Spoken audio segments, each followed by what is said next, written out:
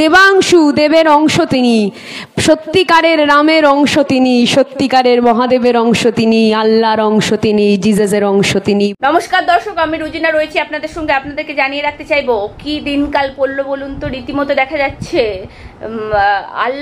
আল্লাহ পাক থেকে শুরু করে, রামায়ণ থেকে শুরু করে, গীতা থেকে শুরু করে, মহাভারত থেকে শুরু করে সমস্ত কিছুই এখন দেখা যাচ্ছে ভোটের রাজনীতিতে সাধু সন্ত থেকে শুরু করে সবাইকে কাজে লাগাতে হচ্ছে। ভোট আর মানুষ আর ভোট করাতে সম্ভব হচ্ছে না, ঈশ্বরকে স্বর্গ থেকে ডেকে ভোট করাতে হচ্ছে। এখন এমনই অবস্থা হয়ে গেছে, সামাজিক থেকে রাজনৈতিক মহল এখন এমনই হয়েছে যে মানুষের পক্ষে সম্ভব হচ্ছে না। মানুষ তার কাজ দ্বারা যে ভোট অর্জন করবে সেটা আর সম্ভব হচ্ছে না।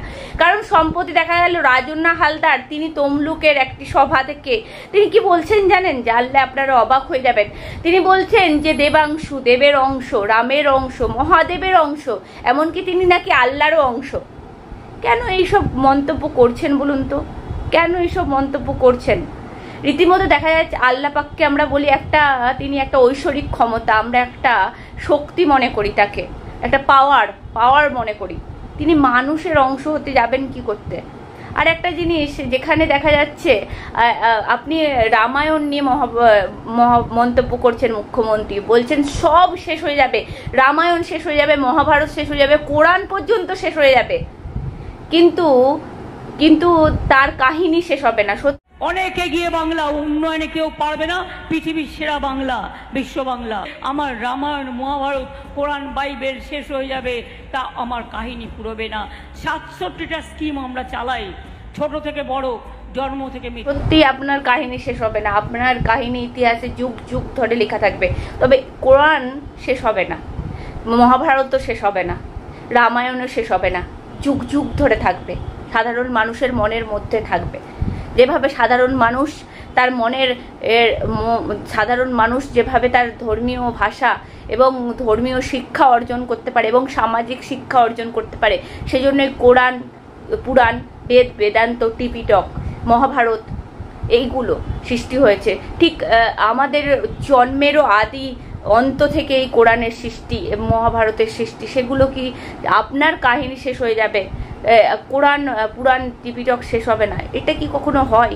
আরও একটা জিনিস দেখা যাচ্ছে, এই যে রাজন্না হালদার বলছেন আল্লাহর অংশ, রামের অংশ, দেবাংশু। আপনি ভোট চাইছেন, খুব ভালো, আপনি ভোটের মতন করে চান, কিন্তু এই কথাবার্তাগুলো কি বলছেন? কিভাবে সাধু সন্তদেরকে আক্রমণ করা হলো, কিভাবে রামকৃষ্ণ মিশনকে আক্রমণ করা হলো, সেটা আমরা প্রত্যেকেই জানি, আমাদের অজানা নয়। ভারত সেবাশ্রমকে কিভাবে আক্রমণ করা হলো, এবং কার্তিক মহারাজ, যিনি জানেন আপনি দাঙ্গাবাজ, তবুও তাকে ছেড়ে রেখে দিয়েছেন মুর্শিদাবাদের মতো জায়গায়, সংখ্যালঘু অধ্যুষিত জায়গায় ছেড়ে রেখে দিয়েছেন। জানছেন তিনি দাঙ্গা লাগাচ্ছেন, তবুও তার বিরুদ্ধে কোনো ব্যবস্থা নিচ্ছেন না মুখ্যমন্ত্রী। আপনি ভাবছেন বলে দিয়ে তাকে হয়তো দাগিয়ে দেওয়া যাবে না, পক্ষান্তরে আপনার প্রশাসনিক ক্ষমতাও যে ব্যর্থ, সেটাও কিন্তু রীতিমতো সামনে এসে পড়ছে। আপনি নিজেই প্রকাশ করে দিচ্ছেন সেটা। আপনারা দেখতেই পাচ্ছেন যে একটা কথা আমি বলতে চাই, এই ঈশ্বর, সাধু, সন্ত, মহাভারত, কোরআন সবকে একসাথে করে গুলিয়ে দেওয়ার চেষ্টা। এই যে গুলিয়ে দেওয়ার চেষ্টা, এটা দিয়ে কি ভোট যেটা সম্ভব হবে, ভোট বৈতরণী পার করা সম্ভব হবে আপনাদের মনে হয়?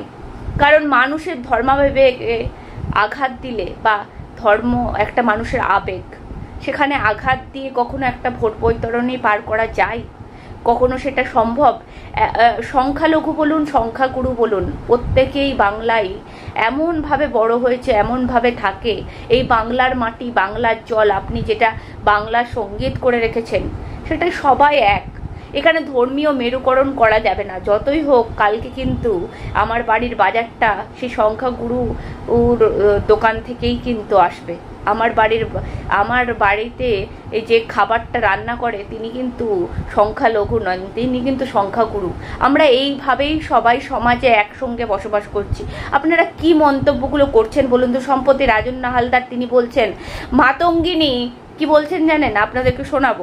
মাতঙ্গিনী নিজের পতাকাটা, তিরঙ্গা ভারতবর্ষের পতাকাটা মাটিতে পর্যন্ত নুয়ে যেতে দেয়নি। সেই মাটিতে মায়ের সম্মান অভিজিৎ গঙ্গোপাধ্যায় নুয়ে যেতে দেবে না। মায়েরা, অভিজিৎ গঙ্গোপাধ্যায়কে ভোট দেবেন না, ভোট দিলে আপনার সম্মান মাটিতে নুয়ে দেবে। তাই আমার বিচক্ষণ মায়েরা নিশ্চয়ই ওনাকে ভোট দেবেন না, বিচক্ষণ বাবারা ভোট দেবেন না। মাতঙ্গিনী নাকি পতাকা, যে জাতীয় পতাকাটা মাটিতে লুণ্ঠিত করতে দেননি। হ্যাঁ, তিনি পিছাবনি বলেছিলেন, তিনি পতাকাটা হাতে মুঠো করে নিয়ে বলেছিলেন। তেমন নাকি দেবাংশুকে ভোট না দিলে, অভিজিৎ গঙ্গোপাধ্যায়কে ভোট দিলে মাটিতে নাকি পতাকাটা লুটিয়ে যাবে। কি মন্তব্য করছেন? মাটিতে পতাকাটা লুটিয়ে যাবে? দেবাংশুকে ভোট দিলে তবে মাটিতে পতাকাটা লুটাবে না, হাতে ধরে থাকবে।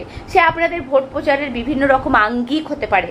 প্লিজ দয়া করে এই আঙ্গিকের মধ্যে আপনি কোরআন শরীফ বা আপনি আল্লাহ বা আপনি মহাভারত বা রাম বা মহাদেব, যাকে সর্বাদিদেব বলা হয়, আপনারা যাকে বলেন সর্বাদিদেব, তাকে প্লিজ আনবেন না। এই স্বর্গ থেকে মত্তে তাদেরকে নামিয়ে এনে রাজনীতির নোংরা খেলার মধ্যে জড়িয়ে, দয়া করে আপনাদেরকে রিকোয়েস্ট করছি বঙ্গ টিভির তরফ থেকে, এই কাজ আপনারা, এই ঘৃণ্য কাজ আপনারা করবেন না। এই ঘৃণ্য কাজ থেকে দয়া করে বিরত থাকুন। আপনারা আপনাদের কাজের প্রচার নিয়ে মানুষের কাছে যান, সারা বছর ধরে কি কাজ করলেন সেটা নিয়ে মানুষের কাছে যান। আমরা ঈশ্বরকে মনে মনে ডেকে তারপর আমরা ঠিক সারা বছর যে পড়াশোনাটা করি, পরীক্ষা দিতে যাই। আপনারাও ঠিক মনে মনে রাখুন না ঈশ্বরকে। কি দরকার প্রকাশ্যে খোলা মঞ্চে বলা? সব ধর্মের, সব রাজনৈতিক ক্ষেত্রেই বলছি আমি, সব রাজনৈতিক দলের ক্ষেত্রেই বলছি আমি এই কথা।